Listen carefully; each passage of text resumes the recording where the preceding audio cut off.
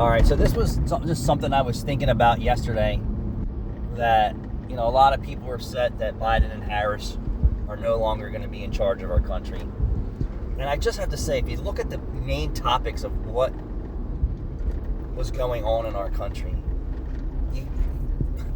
everyone's entitled to their opinions and their feelings and their beliefs, but you got to look at the facts. The green movement for EV vehicles was the stupidest thing in the entire friggin' world. And as I listen to more things about green, there is just not enough money to make the green thing work. And I was listening to the green, they want trillions of dollars of government money to keep investing in the green technology.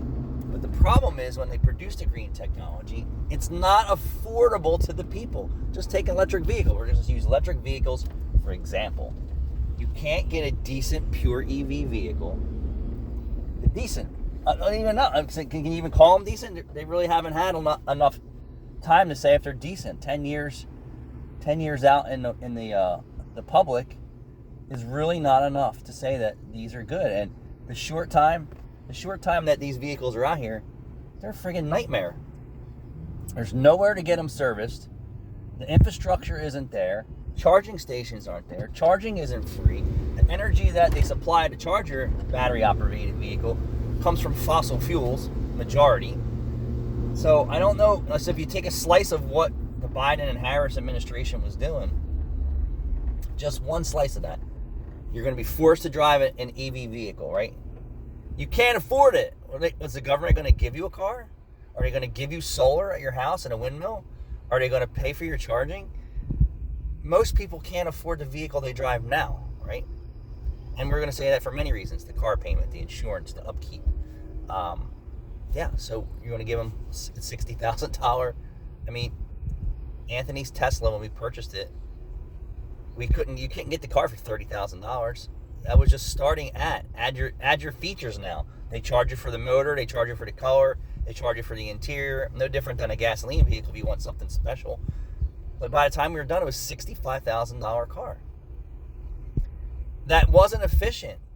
Anthony's new Kia is 378 or 375 miles to a tank of fuel. The Tesla couldn't even make it 250 miles, 230 miles. Couldn't do it. You tell me, is that worth it?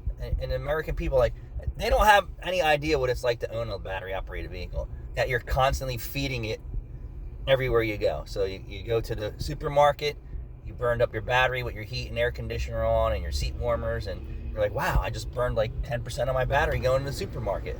Well, now I'm going to sit here and surf YouTube and the internet with my car running, and the air's on and the heat's on, and it's burning more energy. Wow, man, I got to get this thing on the plug or I'm never going to make it home. Just the fear factor of, where am I going to charge my car, because there isn't one every 10 miles or every 3 miles, like a gasoline station. So that's one huge thing there. They were going to force you to never have chocolate ice cream again. If you think about that, come on.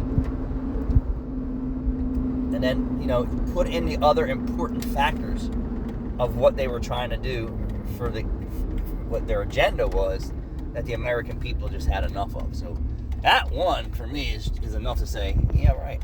I drove we had an EV vehicle, and it sucked. It was horrible. It has its place, but it isn't for the entire world. And now these engineers are saying, well, we need trillions of dollars for green energy, and but the problem is, when they come up with it or produce it, it's just as much as what we're dealing with now. So what's the sense?